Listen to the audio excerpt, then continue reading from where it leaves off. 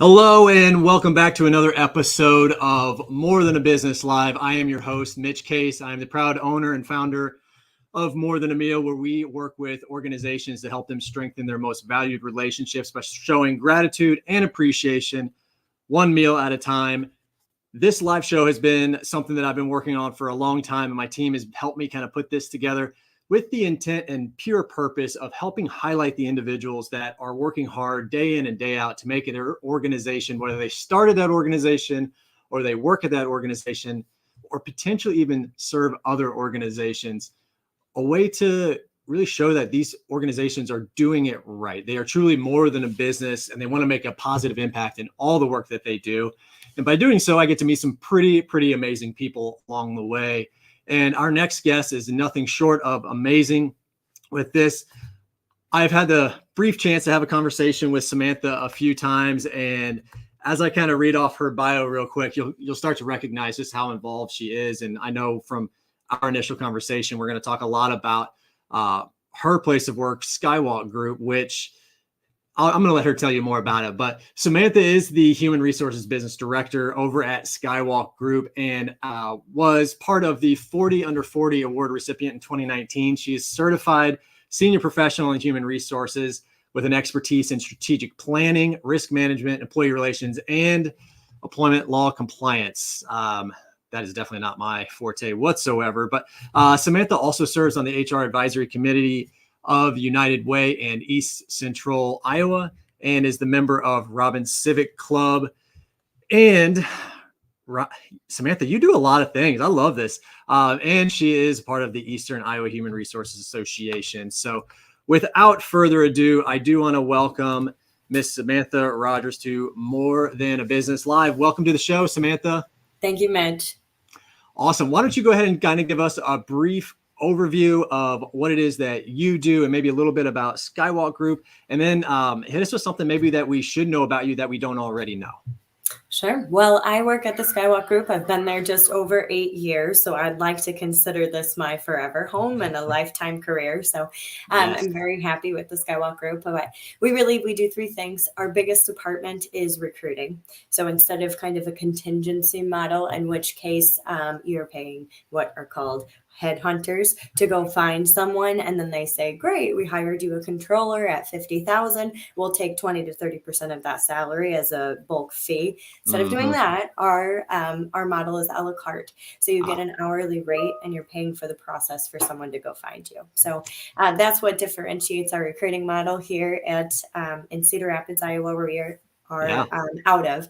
And that tends to be just so awesome because you're renting a recruiting teammate. So if you don't already have someone on staff, you get to have one and just pay for the project. So, and you can imagine if you are hiring multiple people for the same position, you're paying for the process. We go out and interview 6 people and say these 3 are ready to go. You could pick all 3 and your cost per hire is outrageous. No different. Oh, I see what you're saying. Yep. Yeah, so the recruiting process, that's our biggest department. And then when I started 8 years ago, there are 2 other departments, and I was a person of one. So that is our HR consulting field, and then training and development. So in the time that we have been there, I have gone from a department of 1 to a department of 9. So we're still pretty small. Okay, got the help. help. We're a woman-owned company right out of Cedar Rapids. So yeah, we've grown, and the HR consulting looks similar to the recruiting model. You rent an HR teammate. So even today, right before I got on the call, I had a client that I haven't worked with in 2 years. What we did for them 2 years ago was they are a construction company, and they wanted their handbook, their employee handbook, translated to Spanish. And we do Spanish translation. And we helped them with that so that they could appeal to their population. 2 years later, in that brief time we built that relationship, I got a call from the president today saying, hey, you helped us with that one HR thing 2 years ago. I think we might need to look into it and do an investigation because someone just brought up an allegation. So we like to joke and say once a client, always a client. But you build relationships with people, and then they keep you in the back of your mind, and you're just here, just rent us when you need us kind of thing. Yeah. And kind of with that, let's go ahead and kind of jump into maybe a personal story around how Skywalk Group has maybe had an impact on an individual within the organization or one of the organizations you serve, or potentially even within the community that you serve. And before you just do that, I forgot to kind of ask everybody that is tuning in, go ahead and say hi and where you're listening from. And if you have questions throughout this, go ahead and type those into the comments, and we'll be sure to try and get to those at the end of the show. So Samantha, maybe tell us that personal story into the business side of things. It's when you prepped me for this, it's too hard to just pick one. Yes, so it always is. Yeah, the question is, more than a business, how does Skywalk Group, the two women that own this organization that I have the privilege of working for, how did they invest in the community? And I would say it's so much more complicated than just one thing. And that's important for this discussion, because when people are building their package to try to get teammates to join, when they are, shouting from a mountaintop what they do differently, they oftentimes forget about all of the subtle things that you do without really considering it a part of investing in a package. Yeah. So for example, if you ask Skywalk Group, what are you doing in the community to help? They would probably say off the cuff, right? Well, we do have a nonprofit discount. We prefer and target nonprofits in the area, and then we provide them with that discount because nonprofits have lower budgets and they need support as well. So that's one very easy off the cuff answer of what they do to impact the organization. Yeah. I bet they wouldn't even think to say, well, here are the 30 employees we've had just in the time that I've been there that we have sponsored their volunteer initiatives. We have, for example, I'm a sustainer now, but I used to be in the Junior League of Cedar Rapids. Okay. Every year at our biggest event, they would buy me a table with the Skywalk Group and just contribute to the mission that's important to me. So they have a budget and they give back through their employees. And I think off the cuff, they may not have thought, yes, this is what we're doing to invest in the community. But I think the answer is by supporting the individual dreams of the teammates that work there. They are investing in the community so much more than what I see some companies do, which is I have a budget. Here are two nonprofits that we partner with, 50-50. There's the cash. I'm done. We did our part. Yeah. Right? Yep. So that's one big way that they contribute to the community, and by them supporting my dream and mission, by them supporting one of my direct reports was interested in being a part of the leadership for 5 seasons. So it's a leadership program. They sponsored that payment for the application and wrote letters of recommendation. So now that employee, who's my direct report, feels supported by the owners, and I get to retain her as a teammate. So everyone wins. She's off doing great things with leadership, and she's investing in the future. What a common theme that continues to show up as I talk about like what makes organizations great is it seems common sense, but it seems to continuously show up is that they're investing in the actual individual and what matters most to them versus kind of what you talked about was checking the box. It is what it was before. You mentioned you've been there for a little bit over 8 years or coming up on 8 years. And you also followed that up with, this will be my forever home, which tells me that Skywalk Group is doing something right internally to have a team member say that. Can you expand a little bit maybe on outside of just the nonprofit donations or anything that just like sticks out to you that is like, this is why? And that's really what kind of dig into, like, what is it more past the nonprofit support or the Junior League support that they've already shown they truly care about you and what you care about? Well, I am in HR, so I report to more HR people, and we all think HR. So having 2 HR people build a relationship that isn't just the surface level and getting down deeper, it's almost a no-no for HR people, right? Because we're always supposed to be objective. But my supervisor, one of the owners, she dances that line perfectly. I feel like she would do anything for me if I needed it, both professionally or personally, and vice versa. And we've never compromised any of the lines that, normally come. I feel like I have a personal relationship with her. I don't feel like she's slighting me, but at the same time, it is a little bit of the Wizard of Oz behind the curtain thing. And I have to do that with my direct reports as well. I don't want to burden them with what's going on in my personal life, but at the same time, they may know I'm going through something like my daughter is homesick. So I may not be as available today. Yes. And when she's on a video call with me, my direct reports are like, hi, Macklin, how are you today. So she's our well, if unofficial Macklin comes on and Yeah. she wants 30 seconds of fame, like bring it on. I'm a father of 3 young I mean, if kiddos. anyone is interested, you can go to my LinkedIn page and all of the pictures that are on there. I post a team builder that we do once a month. Macklin's in every single one of them. Let's She go. comes, I love that. she comes with us. So she's our mascot. And we may get to this a little bit later about what motivates me and what they did differently for me. But I didn't take a maternity leave. And we can go into that and talk about why. Let's just dive into that right now. We'll move things around and make that work. But tell me, let's dive into that. Why didn't you take a maternity leave? I was supposed to, and I was encouraged to, but at the time we were busy. And this is the thing about the Skywalk Group that will always keep me forever. Besides that personal relationship, that's just personal enough that I have with the owner to know that I will be supported. The other things, the two I would have to say, is autonomy.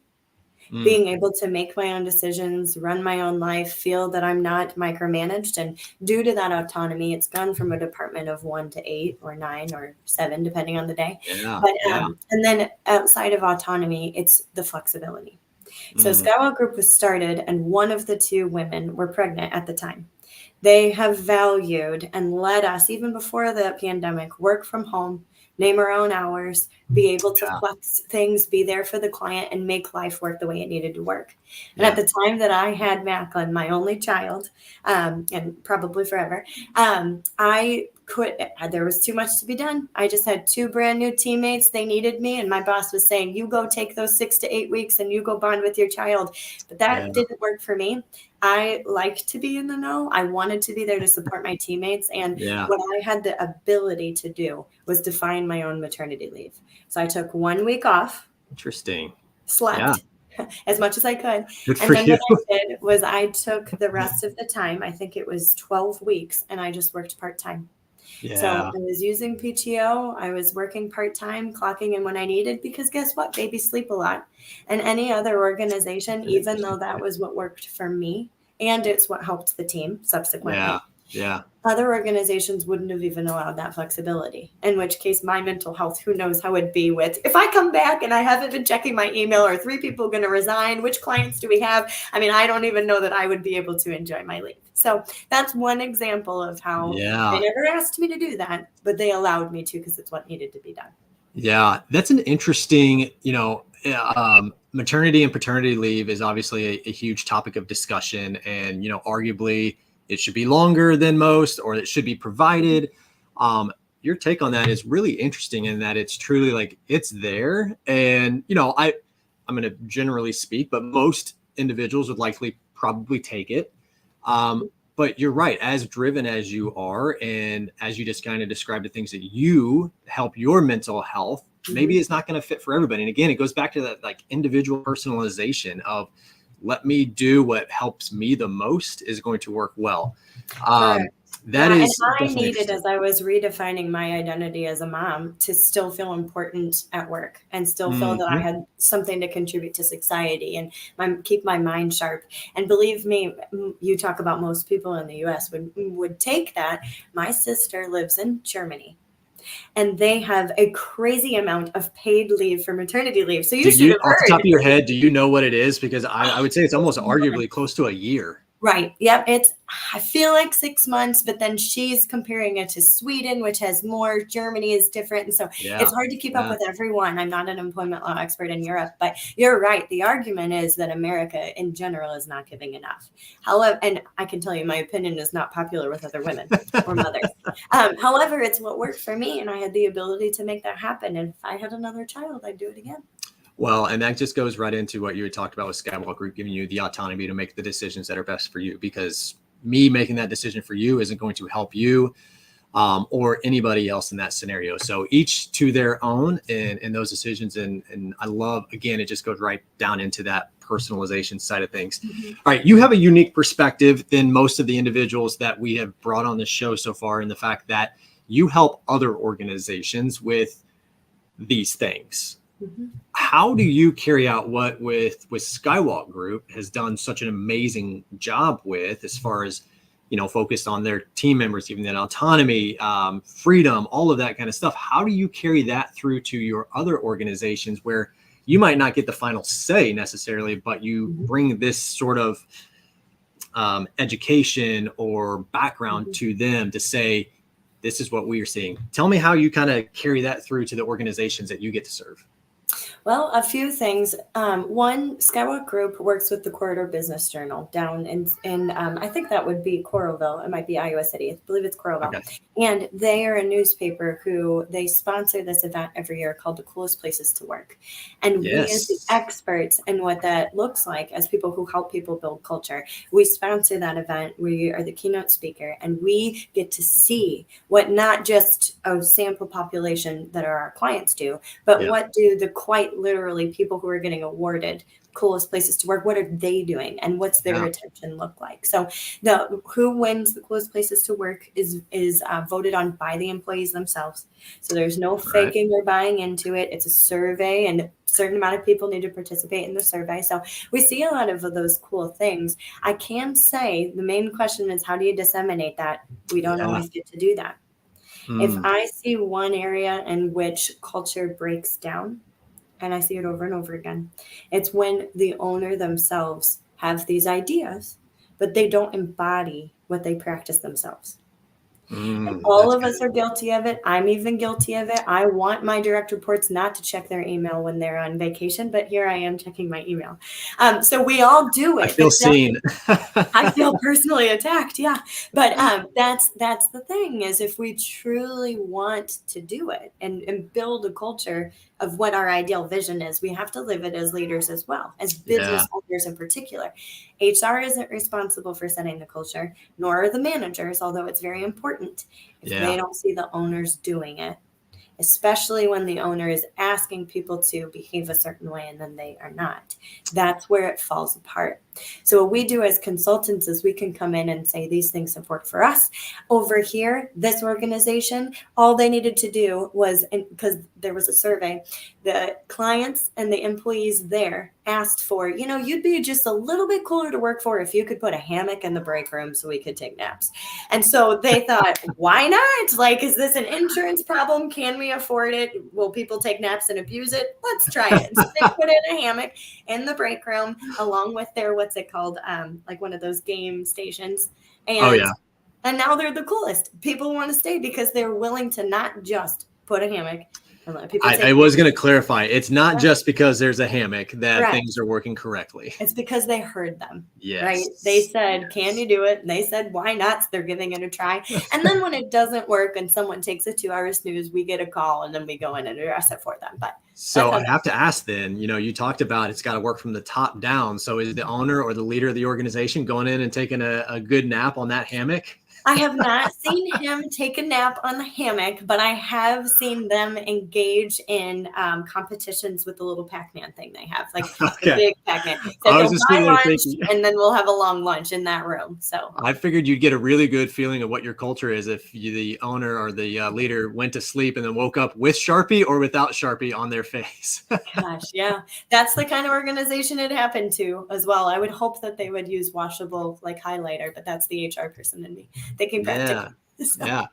Well, I know I kind of transitioned a little bit into like personal motivation, and, you did talk a lot about your choice around maternity leave, but maybe dive a little bit more in like what drives you and motivates you. Because from a mentor of mine, he once said, if you do what you love, you'll never work a day in your life, is not something that he agrees with. But if you do what you're good at and you enjoy it, you're going to have a lot more fun doing the work that you do, being able to endure the days that are not the most exciting parts of the job. So what continues to motivate you to show up and serve the team that you get to lead, as well as the clients that you get to serve?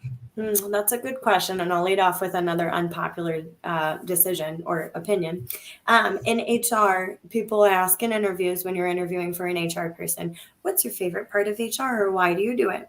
And the people who say, I do HR for the people, it's almost always not true. I believe there are others out there that are very inspired by the people. Yes. But in the end, if we were only there to advocate just for the people all the time, it would get very, very messy. We need to, outside of just advocating for employees directly, we need to be able to make fair calls.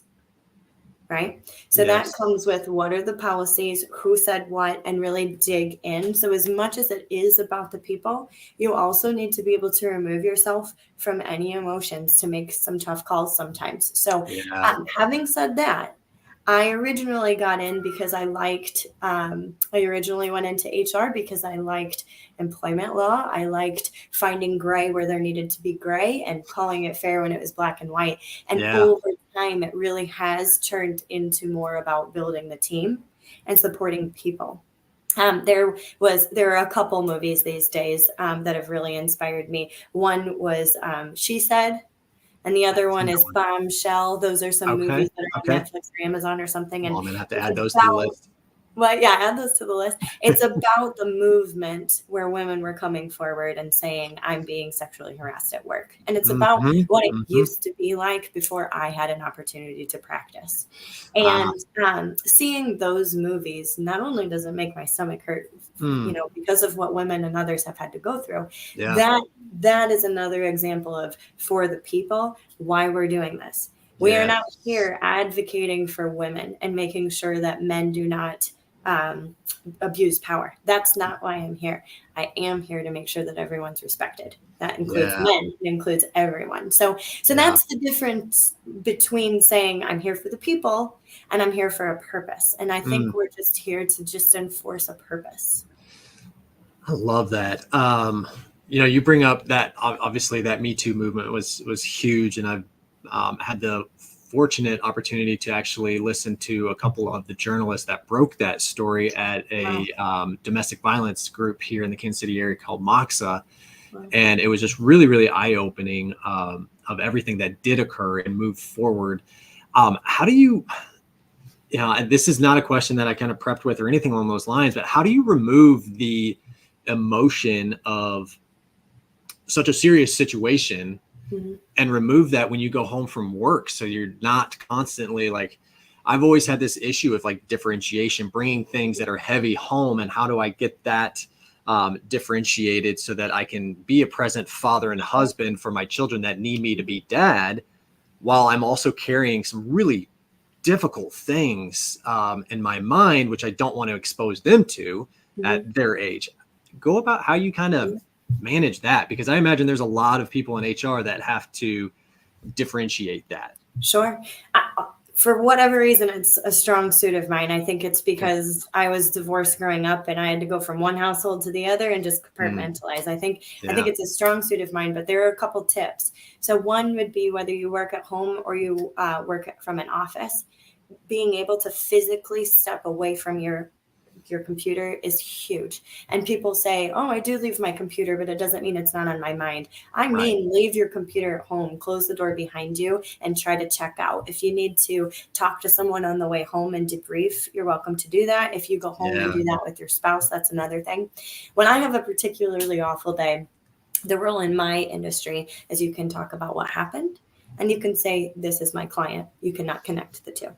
So if I really need to vent, I could say, this is what happened today. And the stories I could tell you, I know that this is live, but if you want to hear a crazy story, I'll tell you the one that sticks out in my head right now. But being able to say, did I do what it took, what I needed to do today to just keep people safe and just make sure that everyone is being respected? That's what matters in the end, not so much the rest, but did I do the best I could? And that's where I leave it.